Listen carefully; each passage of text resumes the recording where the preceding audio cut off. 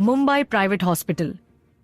मुंबई के एक आलीशान प्राइवेट हॉस्पिटल के वीआईपी वार्ड के बेड पर एक 22 साल की लड़की दवाइयों के असर से गहरी नींद में थी। चेहरा फीका और उसके नाजुक जिस्म पर उभरे लाल दांतों के निशान किसी की बेरहमी और हैवानियत की गवाही दे रहे थे। बिस्तर से कुछ ही दूरी पर रखी कुर्सी पर बैठा था एक 27 साल का 6 फुट लंबा परफेक्ट कदकाठी वाला गोरा नौजवान। ऑफिस सूट में सजी उसकी सूरत बेहद आकर्षक थी, लेकिन उसकी आंखों में इस वक्त एक ऐसी आग थी जिसमें किसी को भी जला देने की ताकत थी। गले की नसें उभरी और चेहरा गुस्से से तमतमाया हुआ था। यह है इस कहानी का नायक, Moksh Rajvanshi. Rajvanshi group of industries का मालिक। दिखने में जितना सक्सेसफुल और हैंडसम, उतना ही अकड़ू और सख्त, जिसे देख कर लोग डर से कांप उठते। उसने एक नजर उस लड़की की तरफ देखा तो चेहरा गुस्से से तमतमा उठा। हाथों की मुट्ठियां भींच लीं। गलती नहीं, गुनाह किया है उसने, और मोक्ष राजवंशी गुनाह की माफी नहीं, सिर्फ सजा देता है।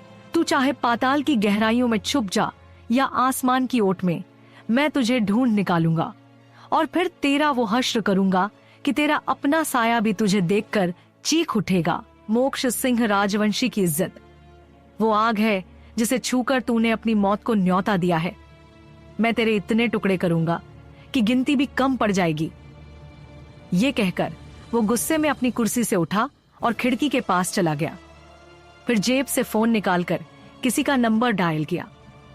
जैसे ही सामने वाले ने कॉल उठाया, मोक्ष ने दांत भींचते हुए बेहद धीमे पर खूंखार लहजे में कहा, तुम्हें वो मिला या नहीं? सामने वाला डर से हकलाते हुए, नहीं बॉस, हमने हर जगह ढूंढ लिया लेकिन उसका कहीं भी कोई पता नहीं चला। मोक्ष गुस्से से, अगर अब तक नहीं मिला तो तुम सब आखिर कर क्या रहे हो? Time pass. शायद तुम भूल गए जो मेरे गुस्से को हल्के में लेते हैं, उनका अस्तित्व भी हल्का कर देता हूं मैं। सॉरी बॉस, हम कोशिश कर रहे हैं, उसे ढूंढने नहीं की, बस थोड़ा। मोक्ष ने बात काट दी। खिड़की के कांच पर उसकी उंगलियां कस गईं।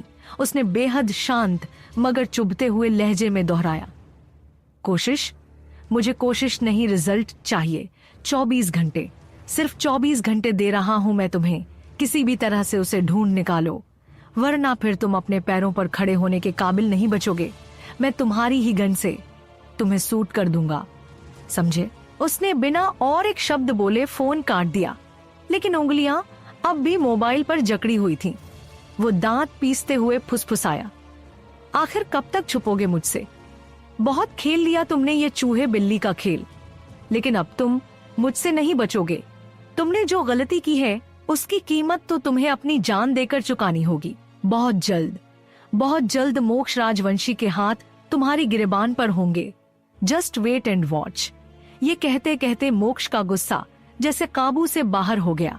उसने अचानक अपने पास रखे कांच के टेबल पर पूरा जोर से मुक्का मारा। एक ऐसी आवाज हुई जैसे किसी ने कमरे के बीच में बम फोड़ दिया हो। टेम्पर्ड ग्लास पूरे टेबल से फैलकर फर्श पर बर्फ की तरह टूट गिरा। मोक्ष के हाथ में चीरे इतनी गहरे पड़े कि खून हथेली से बहकर उसकी उंगलियों के किनारों से टप टप फर्श पर गिरने लगा। पर उसकी आंखों में इतना गुस्सा जल रहा था कि उसे दर्द का एहसास भी नहीं हुआ, मानो उसका खून भी उसके क्रोध से उबलकर बाहर आ रहा हो। टेबल टूटने की आवाज इतनी भयानक थी कि वीवीआईपी वार्ड के बाहर खड़े सभी स्टाफ सहम गए। तभी दरवाजा खुला और डॉक्टर शीला हड़बड़ाकर अंदर आई, लेकिन जैसे ही उसकी नजर मोक्ष पर पड़ी, उसका खून जम गया। खून से सना हुआ हाथ, टूटे कांच के बीच खड़ा मोक्ष और उसकी आंखें जैसे अगले ही पल किसी की जान ले लेगी। डॉक्टर शीला ने तुरंत नजर नीचे कर ली, क्योंकि मोक्ष की एक नजर भी किसी को कांपने पर मजबूर कर देने के लिए काफी थी। तब मोक्ष गुस्से से, डॉक्टर शीला, क्या अब आप मुझे बताएंगी इसकी कंडीशन कैसी है और इसे डिस्चार्ज कब तक मिल पाएगा? तो डॉक्टर शीला थोड़ा डरते हुए, सर, अब इनकी हालत काफी स्टेबल है, बस हल्की इंटरनल इंजरीज है, इसलिए आज डिस्चार्ज नहीं कर सकते। मोक्ष की मुट्ठी फिर से भींच गई, इतनी जोर से कि खून की बूंद नीचे टपकने लगी। उसने एक कदम आगे बढ़कर बेहद ठंडे दबे हुए गुस्से में कहा, ठीक है, आप अपना काम पूरी ईमानदारी से कीजिए। अब की बार अगर कोई लापरवाही हुई तो ये आपकी सेहत के लिए ठीक नहीं होगा। डॉक्टर शीला के हाथ कांप उठे। उसने तुरंत नजरें झुका लीं। आवाज में घबराहट साफ थी। जी सर, आप चिंता मत कीजिए, मैं खुद इनका ध्यान रख रही हूँ। ऐसी गलती दोबारा नहीं होगी। मोक्ष के होंठों पर एक बेहद कड़वी, चुभती हुई मुस्कान उभरी। वो मुस्कान जो किसी को नीचा दिखाने के लिए काफी थी। वो तो मुझे पता है, आप बहुत अच्छे से ख्याल रखेंगी। आखिर मैं आपको आपकी सैलरी से कई गुना ज्यादा पैसे जो दे रहा हूं। उसकी आवाज में तंज नहीं, सीधी सीधी कटाक्ष की धार थी कि डॉक्टर शीला ने अपनी नजरें झुका लीं, क्योंकि उसे मोक्ष का ये बर्ताव बिल्कुल भी पसंद नहीं आया। वो उसे इस बात का जवाब तो देना चाहती थी, पर उसके होंठ हिले भी नहीं, क्योंकि वो जानती थी कि मोक्ष सिंह राजवंशी से उलझना मतलब मौत को न्योता देना। उसकी निगाहों में जो पागलपन, जो आग जल रही थी, वो किसी भी समझदार इंसान को चुप करा देने के लिए काफी थी। फिर मोक्ष गुस्से से, वैसे आपको याद तो है ना मैंने क्या कहा था? मोक्ष की आवाज में ऐसा जहर भरा था कि डॉक्टर शीला की रीढ़ में सिहरन दौड़ गई। उसने डर के मारे अपनी उंगलियां अपने ही हाथों में भींचकर हल्का सा कांपते हुए बोली, जी सर, मुझे याद है। ये बात किसी और को पता नहीं चलनी चाहिए कि अर्पिता मैम के साथ क्या हुआ है। मोक्ष ने अपनी आंखें सिंकरी करते हुए बेहद ठंडे लहजे में सिर हिलाया। गुड, आपको मेरी कही बात याद है, ये जानकर अच्छा लगा। वरना जो मेरी बातों को नजरअंदाज करते हैं उनका वजूद भी मिटा देता हूं मैं। वो एक कदम और नजदीक आया, आवाज और नीची, लेकिन इतना जहरीली कि हवा भी जम जाए। तो ये बात अपने दिमाग में अच्छी तरह से फिट कर लीजिए कि हम दोनों के अलावा किसी तीसरे को अगर इस बारे में जरा सा भी पता चला तो फिर मैं भी नहीं जानता कि गुस्से में मैं क्या कर बैठूं। हो सकता है कि इस हॉस्पिटल में डॉक्टर की जगह आप पेशेंट बनकर रह जाए। मोक्ष की इस बात ने डॉक्टर शीला के पूरे शरीर में सिहरन दौड़ा दी। उसके हाथ कांपने लगे और माथे पर पसीना छूट गया। झट से उसने अपने पसीने को पोंछते हुए डर के मारे धीमे स्वर में कहा, मिस्टर राजवंशी, आप फिक्र मत कीजिए, ये बात मेरे और आपके अलावा किसी तीसरे को नहीं पता चलेगी। यहाँ तक कि इस हॉस्पिटल में मेरे अलावा किसी को भी इसकी भनक नहीं लगेगी। मोक्ष खतरनाक लहजे में, good, this will be good for your health. उसकी आवाज में इतना ठंडा जहर था कि डॉक्टर शीला की हर नस, हर रूह कांप उठी।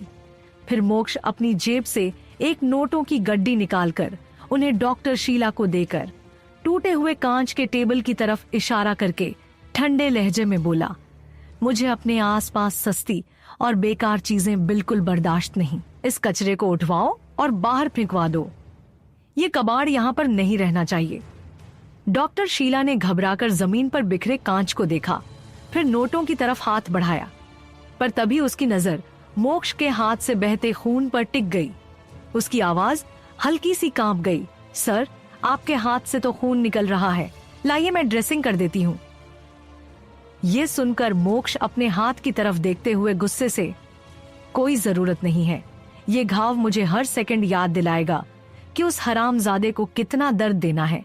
जब तक उसकी चीखें जमीन नहीं हिलाएंगी, ये घाव नहीं भरना चाहिए। मोक्ष की बातों का जहर इतना गहरा था कि वहां खड़ी डॉक्टर शीला भी डर के मारे पसीने से तरबतर हो गई। हाथ कांपते हुए और आंखें फटी की फटी रह गईं। मोक्ष ने बेड पर बेहोश लेटी हुई लड़की की ओर नजर डाली। एक पल के लिए उसका चेहरा नरम हो गया। धीरे धीरे वो पास आया और लड़की के सिर पर हल्का सा हाथ फेरते हुए उसके माथे को प्यार से चूमा। लेकिन अगले ही पल उसका चेहरा बदल गया, नरमी गायब हो गई। उसकी आंखों में केवल आग और नफरत बची उस इंसान के लिए जिसने इस लड़की का ये हाल किया। मोक्ष कुछ देर उसी के पास बैठा, खामोशी और आग के बीच फंसा। फिर धीरे धीरे खड़ा हुआ, अपने आप को काबू में लाया।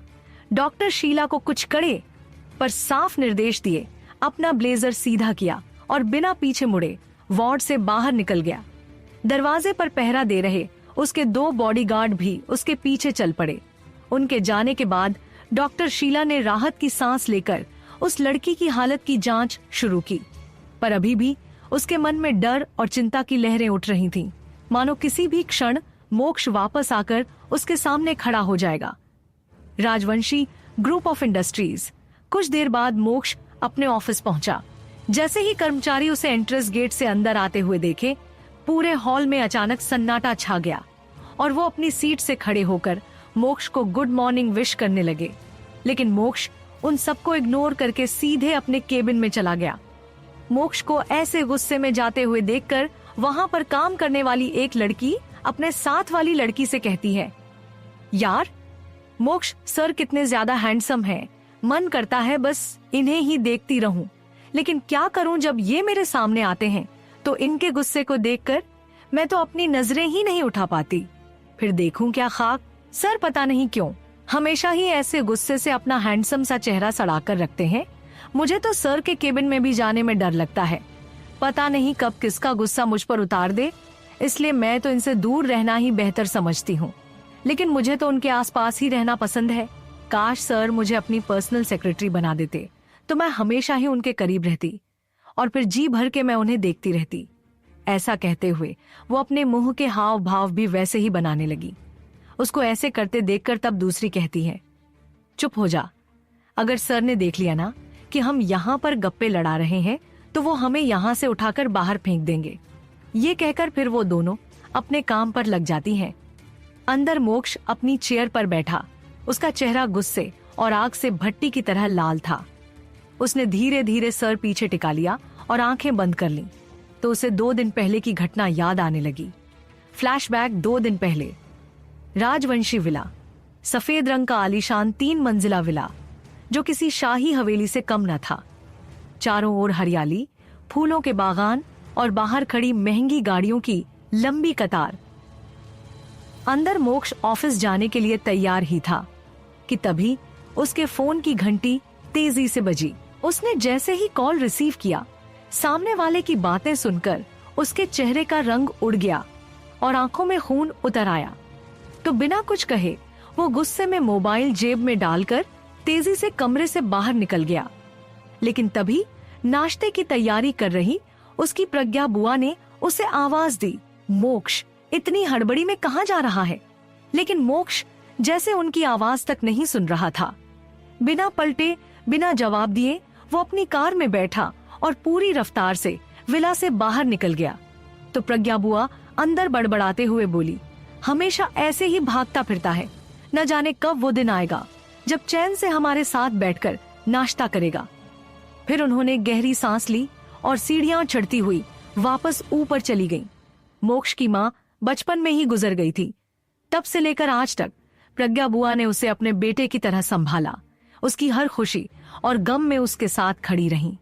इधर सड़क पर मोक्ष की कार हवा की तरह दौड़ रही थी। उसके पीछे एक और कार में उसके 4 बॉडीगार्ड साए की तरह साथ चल रहे थे। कुछ ही देर में काफिला एक 5 सितारा होटल के सामने रुका। मोक्ष बिना समय गंवाए गुस्से से होटल में दाखिल हुआ। उसका चेहरा देखकर रिसेप्शनिस्ट सहम गई। तुरंत कुर्सी से उठकर सिर झुका लिया, पर मोक्ष ने उसकी तरफ देखा तक नहीं, सीधा लिफ्ट की ओर बढ़ गया और उसके गार्ड्स लिफ्ट के अंदर जाकर ऊपर के फ्लोर का बटन प्रेस कर देते हैं। कुछ ही सेकंड में लिफ्ट ऊपर के फ्लोर पर पहुंच जाती है तो मोक्ष और उसके गार्ड्स लिफ्ट से बाहर आकर तेज कदमों से आगे बढ़ने लगते हैं। मोक्ष दरवाजा खोलते ही भीतर चला गया। गार्ड्स उसके इशारे पर बाहर ही रुक गए। मोक्ष की नजर सीधे बेड पर पड़ी। वहां एक लड़की गहरी नींद में थी। वो हड़बड़ी में उसके पास पहुंचा और जैसे ही चेहरा देखा, उसकी आंखों की पुतलियां सिकुड़ गईं। लड़की पर सिर्फ एक ब्लैंकेट था। गले पर गहरे लाल दांतों के निशान थे, मानो किसी ने बेरहमी से उस पर अपनी हैवानियत उतारी हो। मोक्ष के हाथ अपने आप मुट्ठियों में बदल गए। उसकी सांसें तेज हो गईं, जबड़े भींच गए। जारी बेदर्दियां बदले और प्यार के बीच पिसते 2 दिलों की कहानी। क्या नफरत सच से जीत पाएगी या सच उस नफरत को चीर कर बाहर आएगा और दोनों की दुनिया हमेशा के लिए बदल देगा? बिना मेरी अनुमति के इस कहानी